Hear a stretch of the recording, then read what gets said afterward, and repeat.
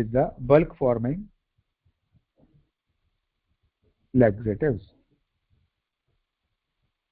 And we'll also be covering about when exactly the laxatives are going to be contraindicated, purgatives will be contraindicated. So bulk forming laxatives are supposed to be given for those which are having hard stool, small quantity. Always understand that laxatives are supposed to be given with lot of water. It is very important to explain the patient that you take a lot of water along with. What are the examples? We have bran, comes in the sachet form. You take 1 to 2 sachets 2 times in a day, can be taken with a lot of water, of course. You also have isabgol. We also have methyl cellulose.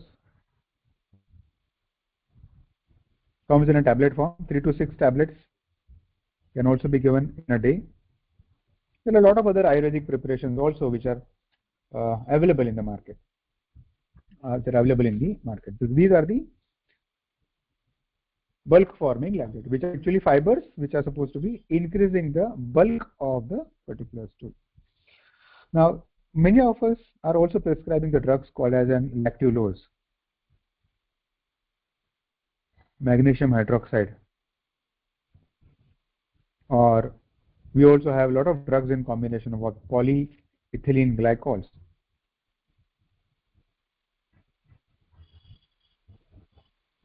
Now, are they laxatives or are they purgatives? Now, they come in a different form. Let me talk about it and when exactly we are going to be giving this.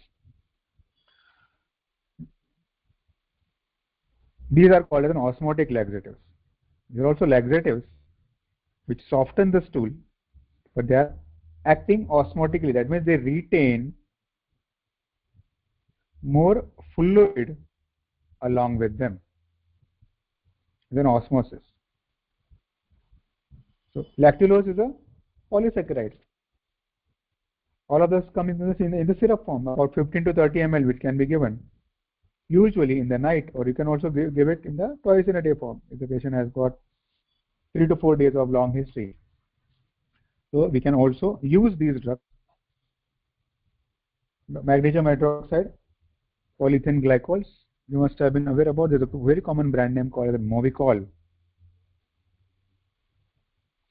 You can call it Dufalac. It can also be very commonly prescribed. Lactulose, as you also need to aware about, this is also given in case of an hepatic problems, hepatic encephalopathy, because it's a very strong laxatives, thereby ammonia in the stool which can be evacuated properly. Because of that, we also use very commonly for hepatic encephalopathy. This also discourages the growth of organisms in the GI tract, produce ammonia. So not only ammonia is excreted properly, or ammonia is also produced less. So liver पे जो stress आता है, because liver is not working properly, कम हो जाता है. So lactulose has got an additional use in case of an hepatic. We also give it in case of the obstructive jaundice, or any jaundice we usually give. When the bowels are not supposed to be constipated because of regular bowel habits. What happens is dietary factors, ammonia is also excreted properly, and the other advantages are also there. Magnesium hydroxide वाला जो drug है, also osmotic laxative है. We are supposed to avoid that if the patient is having renal problems. Practical aspects. So ये सारा filter करके मैं तुमको points दे रहा हूँ. Avoid those in case of renal failure. After reading through 4 to 5 books and taking down all those points, to understand practically कौन सा देना है, कौन सा कभी देना है, कौन सा नहीं देना है. Because magnesium ions which can accumulate and can create problems in renal failure. So if the patient is having renal problem, don't give magnesium hydroxide wala. Magnesium hydroxide wala. Now apart from these, see, this is how gradually we are coming across the treatment. coming across the treatment. Apart from this, we also give something called as a stimulant laxatives.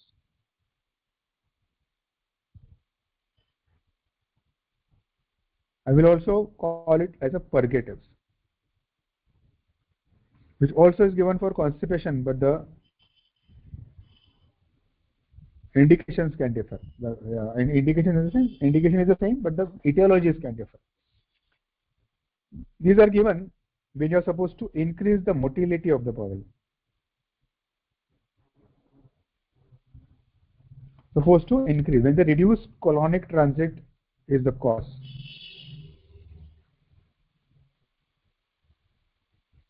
Of course, prolonged use of this can cause a lot of problem. Many people are dependent on what? You must have heard about that Dulcolax, Bisacodil. 2 tablets if you are taking in the night, morning you can have 3 to 4 loose stools. These do not form the bulk, they increase the irritation of the bowel, thereby increasing the motility in the bowel, thereby treating the constipation. See, you are stimulating the bowel, prolonged. Many people are dependent on it. They will have to take this drug once in a week, twice in a week. But the problem is when you are constantly stimulating bowels, which can result into dependence. Now bowels are not going to respond unless you take a stimulant for the bowel. It is like stimulant for the bowel. So now there is something called as a rebound constipation. So remember, stimulant laxative is supposed to be used for only short durations. Only they are also used as a replacement for enema in a daycare surgery hospitals. Patient can take 2 tablets at home, can come in the morning, get admitted for the surgery. Because if you are supposed to give enema, patient requires to be admitted few hours before the surgery. वो सब चीजें as a replacement for enema, we can use the stimulant laxative because they evacuate the bowel. They do not increase the bulk.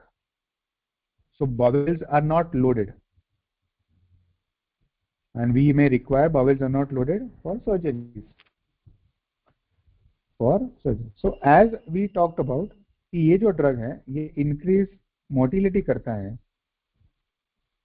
So when you are supposed to avoid those if the patient has got intestinal obstruction. अगर obstruction है, ये motility बढ़ाएगा तो cramps बढ़ जाएगा, which can result into problem. Impaction of the stool, वो भी constipation करके ही आने वाला है. But if the stool is impacted and the bowel motility is supposed to be increased, it's going to produce more cramps, and patient will be in an uncomfortable position. Similar laxatives should be avoided in case of intestinal obstruction.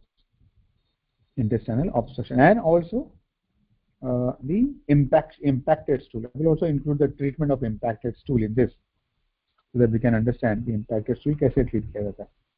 What are the examples of the drugs? We can use Sena, which is a non-pharmacological drug, non-allopathic drug. Bisacodil, as I talked about, 5 to 10 milligram, 1 to 2 tablets, जो regular आता है. In the night you can take. Do not take it twice in a day, thrice in a day, or maybe for longer durations. Only 1 dose. Bulk laxative जो है हम लोग 3 दिन के लिए दे सकते हैं, लेकिन ये जो stimulant laxatives है वो हम लोग only 1 dose देते हैं. We can also give it in the form of suppositories, which acts little bit earlier. Suppository देते तो वो 3 से 4 घंटे में काम करते हैं. Because ultimately they are going to increase the bowel motility. So suppository will also be acting locally and also producing the bowel motility. अगर orally देते हैं तो थोड़ा 4 से 6 घंटा लगता है. So make sure that you give proper planning. तो ये गोली देना चाहिए. तो If you're planning for surgery, let's say at 8 o'clock in the morning, patient is supposed to take this drug at 10 o'clock in the night. 4 से 6 घंटा लगता है, मतलब क्या 4-5 बजे के बाद उनको लूज मोशन चालू होगा, 6 से 7 बजे तक वो लूज मोशन कम हो जाएगा, तो बंद हो जाएगा, तो स्टॉप हो जाएगा. So that by the time patient is prepared for surgery, bowel is completely evacuated. So time it according to the time of surgery, I can say. We also give these drugs in a combination. Some combination of laxatives which are commonly used. For example, we have osmotic laxatives plus, which is for example lactulose, can be combined with the glycerols or stimulant also. But make sure that the etiology is being ruled out properly. Over treatment are usually going to produce a lot of problems. As I talked